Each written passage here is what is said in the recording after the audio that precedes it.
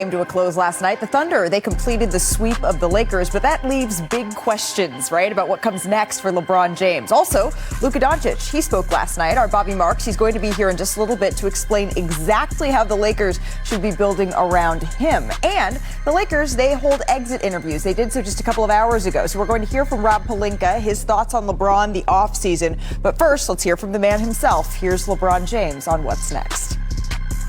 I mean, what my future, I don't know, obviously. I mean, obviously we're still fresh from, obviously losing, and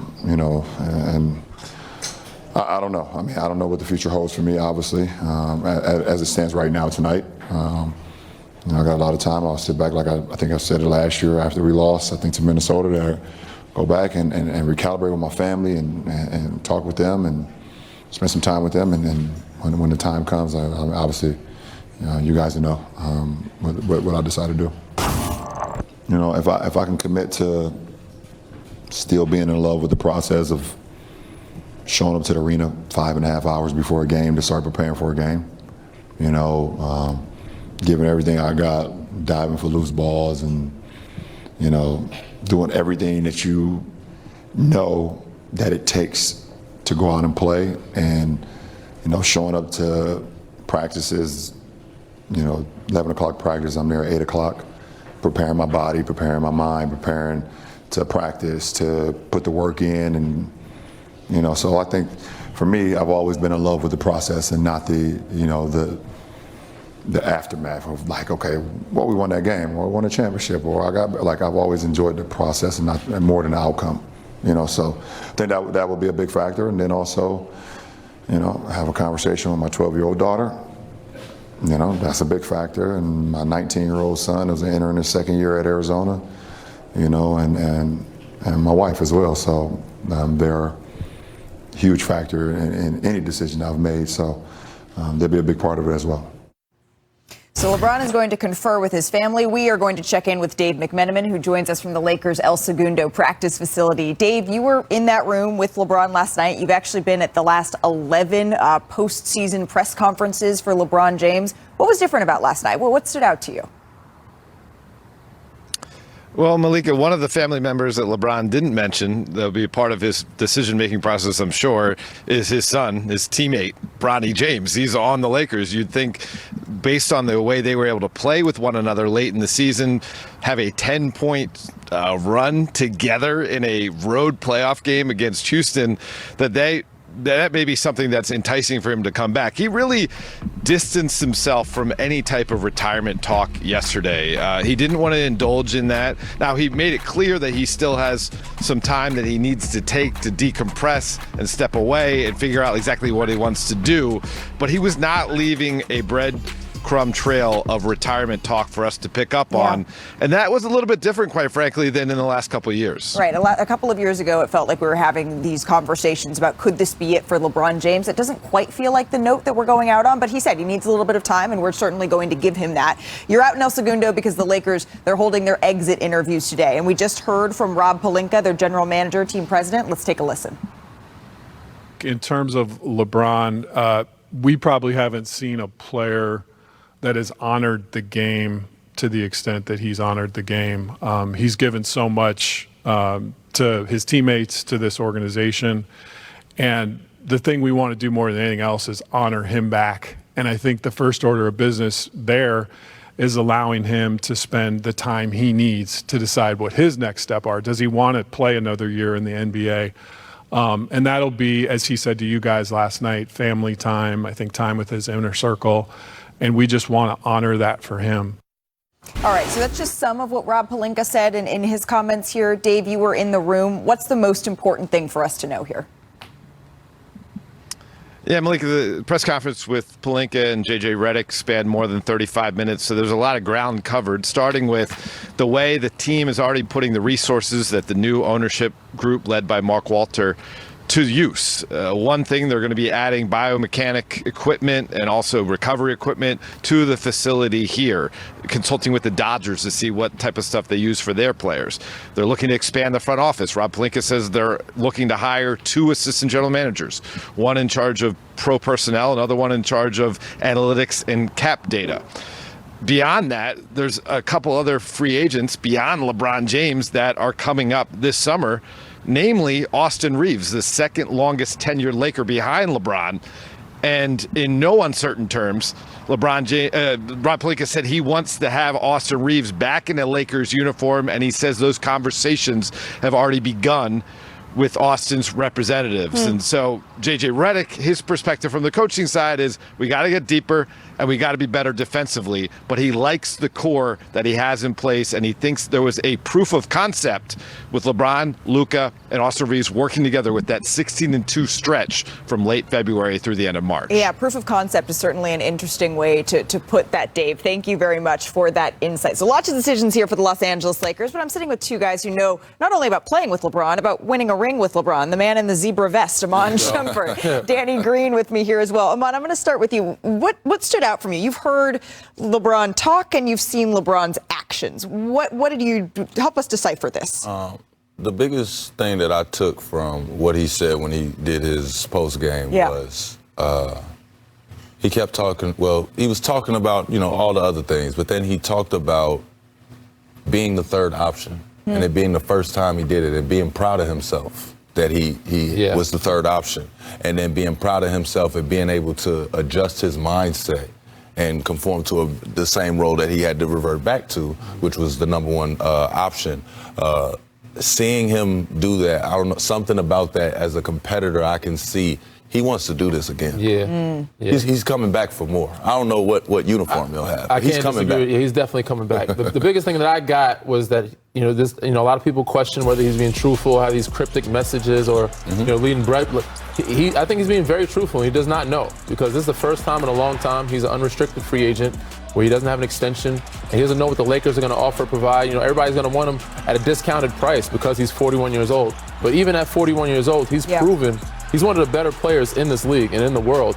And he was the most available. He was the most valuable. Like, even with Austin Reeves coming back, he was your best player in the playoffs. He's shown up. So why would a guy like that ever take a discount, especially the one that they're looking for? So he doesn't really know who's going to offer what, being an unrestricted free agent. So I think he's just thinking about chilling with his family, golfing right now, but he's really truthful and does not know what the future is going to bring. He's certainly they're going to have to make the math work, right? And that's sort of a different conversation. But you were both with LeBron. You were with him in 2010, right? When he was early on, the decision, 9-10, and then 2020. Right, to leave. And you were with him when he was also making the decision on whether or not he wanted to leave in 2018 from the Cavaliers. Oh, no, I was gone. But I was around. You were still around. Did you guys know at that point? You were listening to what he was saying? Did you have a gut feeling? I had no idea.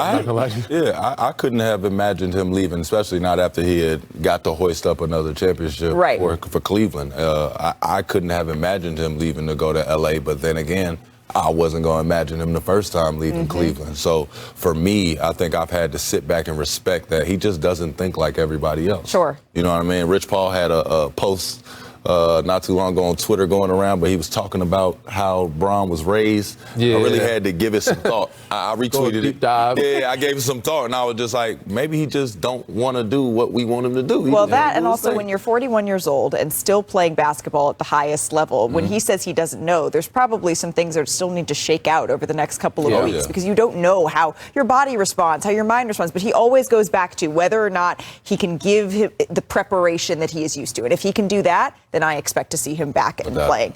Thunder fans are wondering where they are in this show. We hear you. Thunder fans, this highlight, it is for you here, because they were impressive. OKC, they are rolling. They haven't lost a game in these playoffs. Early on, LeBron drives. This is why you think he can still play with the stuff, because this was a good game that we had here, DG. It was a great game. And, of course, when you're in clutch time, you know who the clutch player of the year is. Who are you going to call? MVP. SGA. Hits a step back. He had his third 35-point game in a series-clinching game. That's second in Thunder history. He joins Kevin Durant. Rui Hachimura. Step back. And smiles. Rui's loving it. Luka's loving it as well. Like we should have come back. And then under a minute left, Marcus Smart drives. Okay, Smart. By the way, he is a player option as well. So after the free throws, the Lakers are up one here. Next Thunder possession to go, though. Off the screen from SGA, the Lakers bring the double. They did this a lot. Great play by Mark Daigneault. He knew the trap was coming. Had the big roll. Tried to play decent.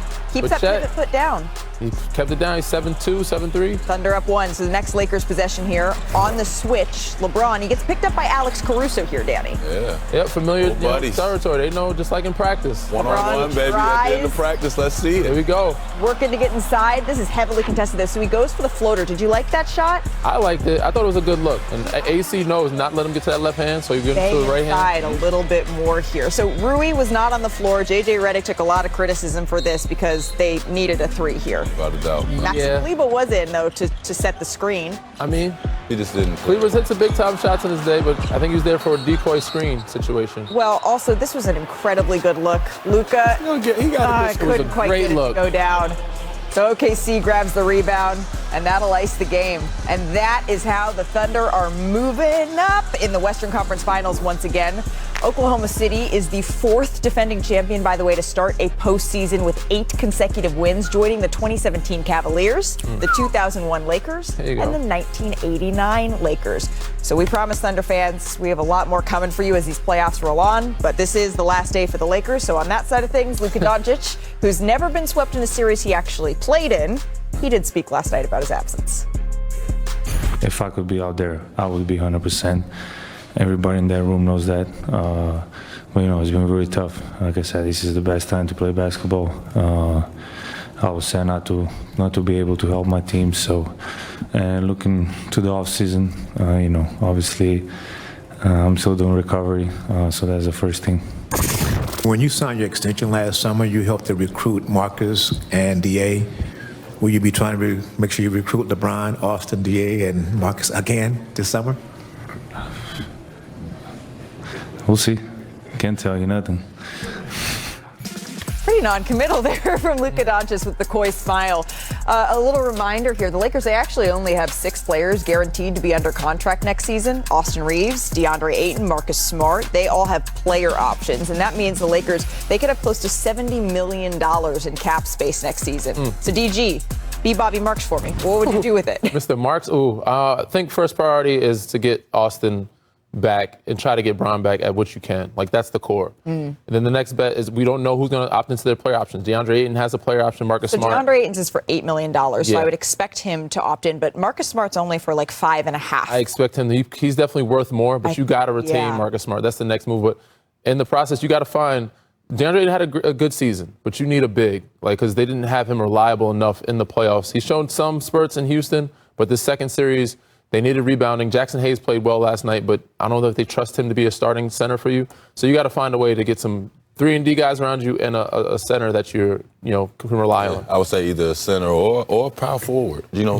Somebody that can stretch the floor. Exactly, stretch the floor, but also make a play. And I'm talking about make a play in that short roll position, be able to change sides of the floor with the basketball, because sometimes they do get jammed on one side, and Bron and Luka got to throw the cross-court pass for them. But if they can get somebody that can make good decisions in there, that could be good for them. And I also think I wish Luka that I could just go back, turn back time, grab Sean Livingston and just throw him in a Laker uniform with you, because a guy like that one picks his spots throughout a game, but knows how to keep the train on the tracks, and as well as be able to hit the gas when it's time to say, hey, our bench could run it up real quick. We'll give you a quick 8-point swing. Now you come back in, you feeling good, you done got your rest. You know what I mean? A little Gatorade, a little water, you'll be all right.